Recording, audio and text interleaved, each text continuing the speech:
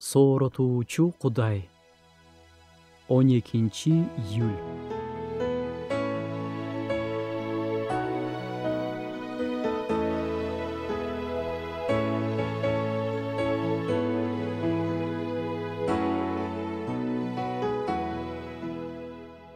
Бир бизнесмен уулуна: балам, сенин Кудайга кызмат кылам дегениңе каршы эмесмин.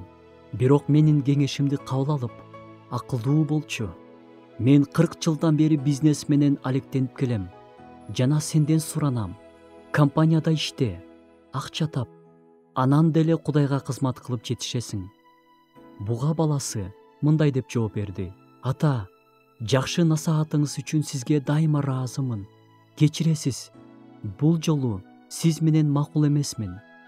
Анткени ыйык китепте баарынан мурда Кудайдын патшачылыгын жана адилеттигин издегиле деп айтылат.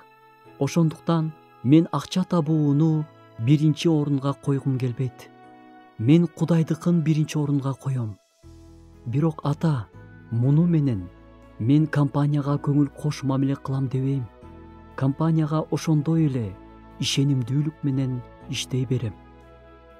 Бул жаш жүрөктүн чечими өзү үчүн да пайдалуу, Кудайга да жаккан чечим болду. Чыныгы такыбалык баардык нерсеге, бул жашоо үчүн да, түбөлүк үчүн да пайдалуу. Теңирдин ишин, жүрөктүн чыныгы такыбалыгын биринчи орунга кой. Ар бир күндү Кудай менен сүйлөшүү менен башта.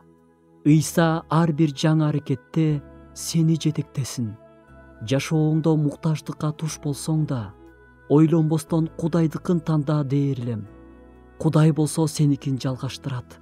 Байкасаң, байлык дайыма жүрөктөгү Кудай ээлөөчү орунду талашат.